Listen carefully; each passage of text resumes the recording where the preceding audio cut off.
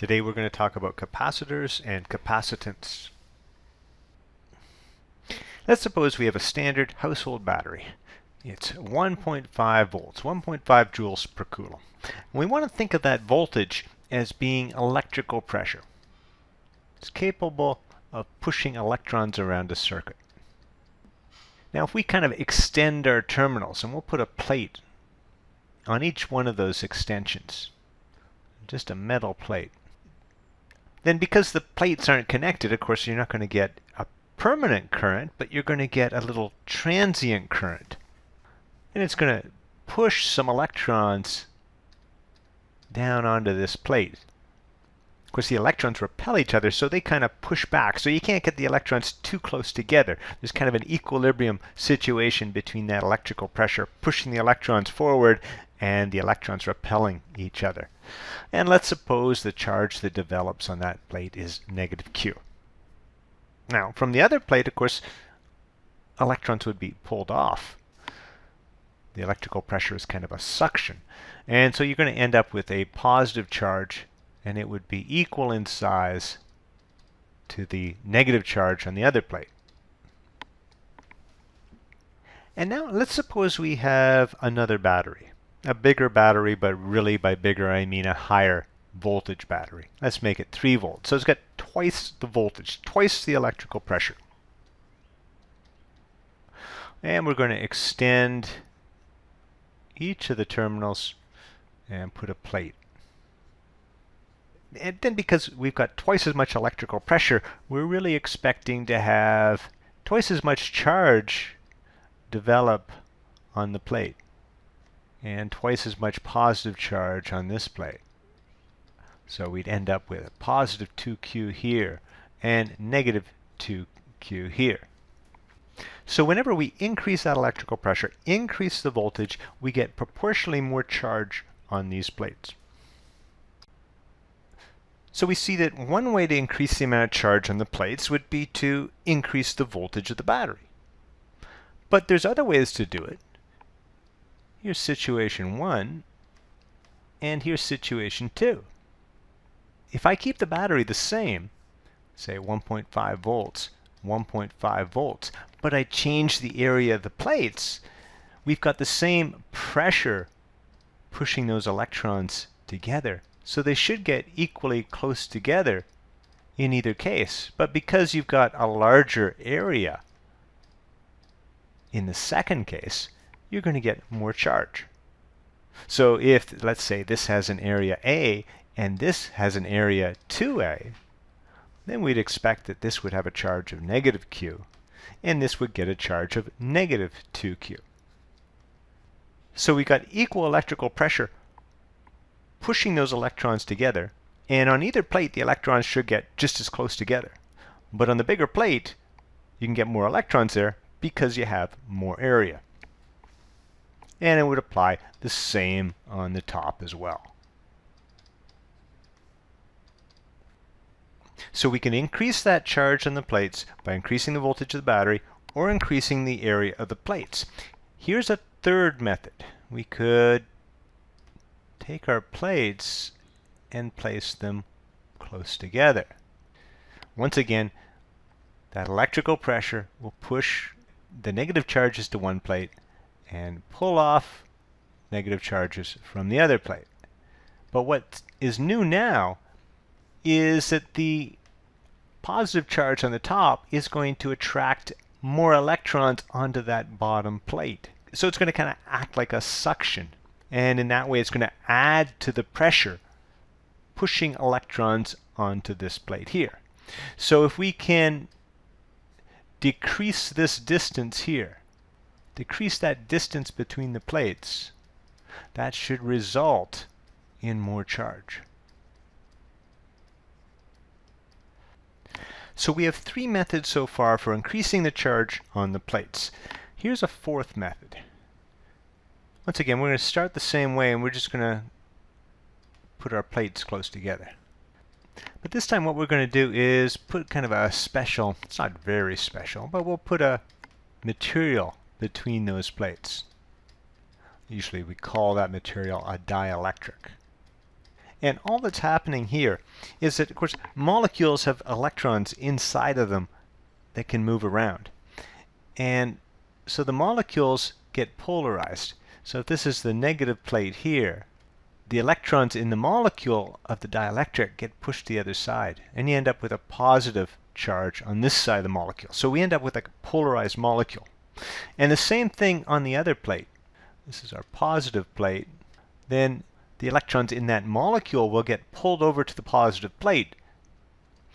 And now you can see you have this layer of polarized molecules with the positive side closer to the negative plate.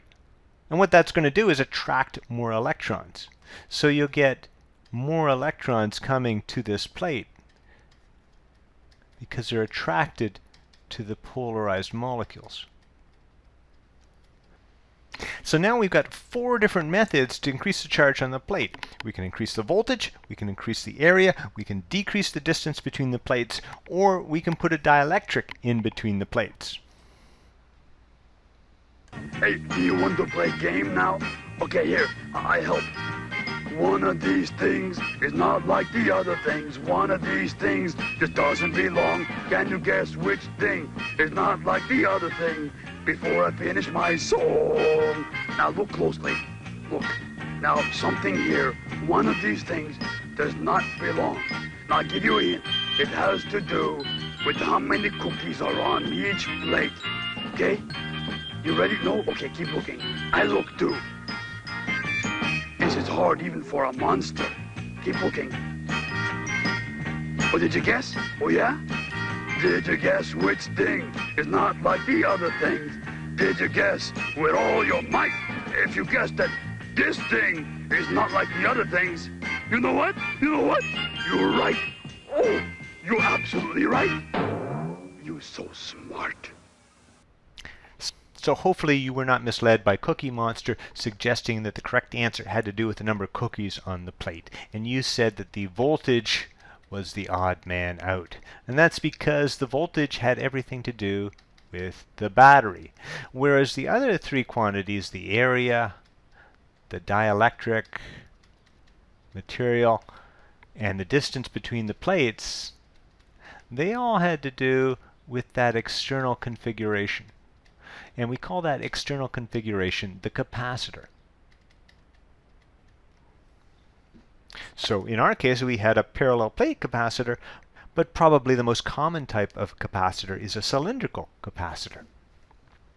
And this leads to 2 important equations. One is kind of a definition of capacitance.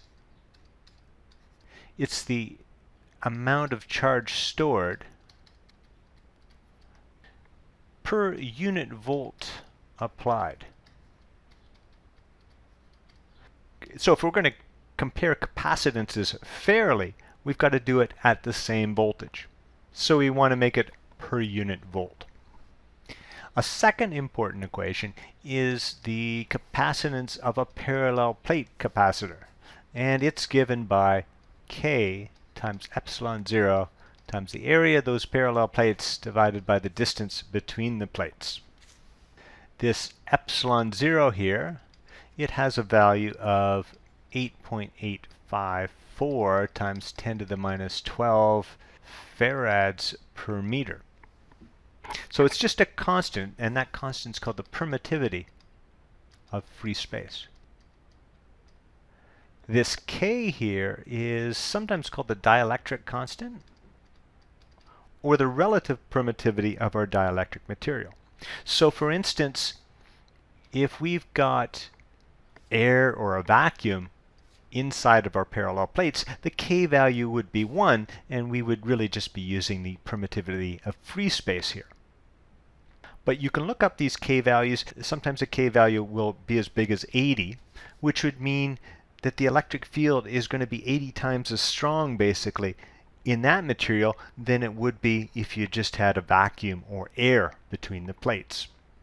And it also means your parallel plate capacitors are going to hold 80 times as much charge for the same voltage. Let's get a little bit of practice using those equations Pause the video, try this question, come back for the answer. Part A, for a parallel plate capacitor, that capacitance is given by the dielectric constant times the permittivity of free space times the area of the plates divided by the distance between the plates. So this is porcelain. So we have a dielectric constant of 6, permittivity of free space just a constant 8.85 times 10 to the minus 12. Area of the plates, be a little bit careful, we've got to use SI units here. So it's 0.5 centimeters squared, and then let's convert centimeters squared to meters squared. And there's 100 centimeters equals 1 meter. So 100 squared centimeters will equal 1 meter squared. So that's 100 squared all over 1. Distance between the plates, once again, you've got to use SI units. So that's 0.2 times 10 to the minus 3. Work that out, you should get 1.3 times 10 to the minus 11. And the units there are going to be farads. Farads are really coulombs per volt. So a farad, and a farad is a humongous amount of capacitance. So what we usually do here is write this as 13 times 10 to the minus 12 farads, and times 10 to the minus 12 is what we call a pico. So this is 13 picofarads. So typically for capacitances, we'd be talking about values in micro, nano, or picofarads. In part B here, we're just using the definition of capacitance. It's the amount of charge per unit voltage. So our charge would be equal to the capacitance times the voltage. Our capacitance was this 13 picofarads, or 13 times 10 to the minus 12. And our voltage was 5. So we end up with a value there of 6.5 times 10 to the minus 11 coulombs, or 65 picocoulombs. But remember, a coulomb is a huge amount of charge. A coulomb is a billion excess electrons. So typical charges that we talk about every day are of the order of picofarads and even smaller. Not so long ago, we talked about equivalent resistance, and we said we could take a whole network of resistors and replace them by a single resistor such that we would get exactly the same current coming out of the battery. And we had formulas for this. We had a formula in series, and we said that the equivalent resistance would just equal the sum of those resistors in series. And we had one for parallel, and we dealt with reciprocals for that equation. 1 over R1 plus 1 over R2 plus 1 over R3, etc. Well, in the same way that we will build together a network of resistors, sometimes we build together a network of capacitors. Sometimes we do this because we need a certain capacitance, but we don't have any capacitors that are that size. So by combining them in series and parallel, we can get the overall capacitance that we want. The nice thing here is that the mathematics is going to be the same. We're going to basically get the same equations for equivalent resistance as equivalent capacitance. The only difference is series and parallel get interchanged here. So the series equation for capacitors involves the reciprocals. So the series equation for capacitors involves the reciprocals. 1 over C1 plus 1 over C2 plus 1 over C3, etc. And it's the parallel equation that's easier mathematically because the equivalent capacitance will simply equal the sum of those capacitors that are placed in parallel. So if you are comfortable with equivalent resistance, you're going to be equally comfortable with equivalent capacitance. I could do a formal proof for these equivalent capacitance equations, but I don't think it's necessary. I'm just going to give a brief physical explanation for them. Let's say that we've got a single parallel plate capacitor connected to a battery. Then, of course, the plates have a certain area. Now if I add another set of parallel plate capacitors, if I think of this as kind of one parallel plate capacitor, what I'm really doing is just adding more area. It wouldn't make any difference if I in fact joined these plates together. So in parallel, because we're adding area, we're adding capacitance. So we're effectively adding area, so we add capacitance. In series, let's take these parallel plate capacitors in series. This conductor here, doesn't matter how long or short you draw it. I could effectively take that out of the picture. So if I've got a D1 here and say a D2, and I shrunk this conductor down to 0, my capacitor would look like this. But this piece of metal in the center, it's not attached to any battery, so it's really not doing anything. It's just a thin sheet of something in the middle. And so it doesn't really do anything. So what we really got here is two plates separated by a distance d1 plus d2. So effectively here, when we add in series, we're just increasing the distance between the plates.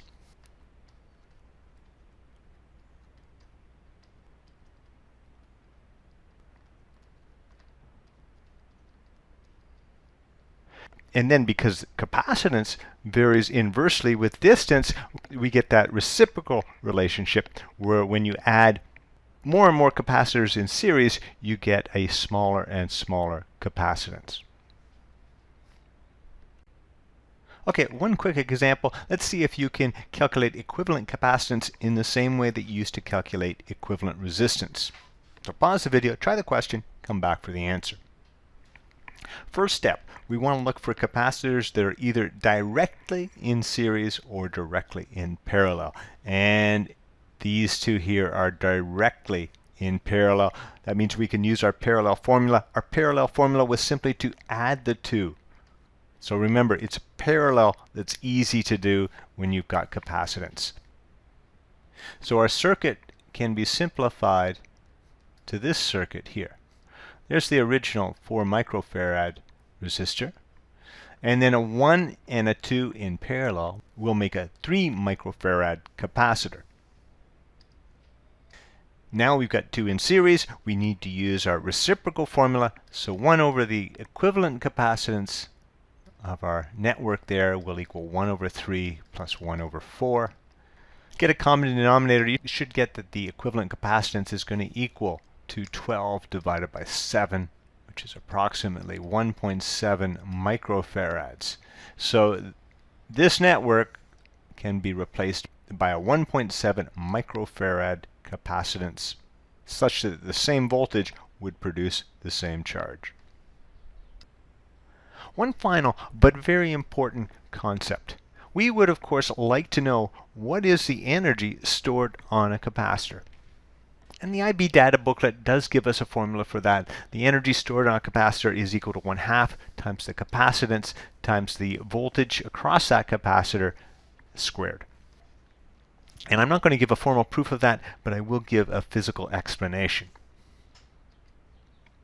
So let's imagine we've got our battery. We'll have a switch, and we've got our capacitor. Very simple circuit.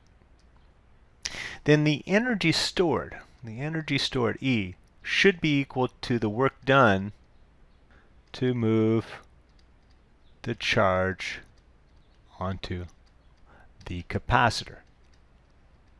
And that should equal to the amount of charge that gets moved times the voltage of the capacitor. But we've got to be a little bit careful because that voltage of the capacitor increases. If there's no charge on the capacitor, there's no voltage across the capacitor. So the charge, as we throw that switch, grows from 0 coulombs to Q coulombs. And as that happens, the voltage across the capacitor grows from 0 volts to the voltage of the battery. This V being the voltage of the battery as compared to VC, the voltage of the capacitor. They're not the same until the capacitor is fully charged. Now, if we make kind of a simple assumption here, and we say that VC grows from 0 to V as the charge grows from 0 to Q. And if it does so in a linear manner, then the average capacitor voltage would be equal to the battery voltage divided by 2. So now we can do something up here with this equation. Well, all the charge gets moved, that's the Q. But this capacitor voltage, we want to use the average value for that. So that's going to be the battery voltage divided by 2. And then to finish this off, of course, C is equal to Q divided by V. So I can replace Q by C times V. And I'm going to get C times V over 2, or 1/2 CV squared. There is the energy stored in a capacitor that's got a final voltage V across it. Let's summarize the big ideas from the video. We started out with the definition of capacitance. And here's the equation for that from the data booklet. Capacitance is equal to the amount of charge stored per unit voltage. 2, we looked at the case of a parallel plate capacitor, and we had a formula for that. Here's the formula as written in the data booklet. Notice here that they write this relative permittivity epsilon. That's going to equal the dielectric constant times the permittivity of free space, which has a value of 8.85 times 10 to the minus 12. Thirdly, we talked about series and parallel combinations of capacitors. And here's the formulas as written in the data booklet. Remember, it's going to be just like equivalent resistance, except the formulas for parallel and series are kind of reversed.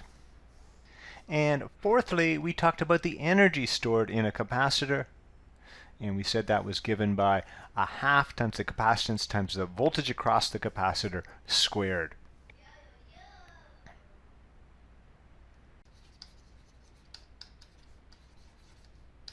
And that's all for today, folks. Thank you very much.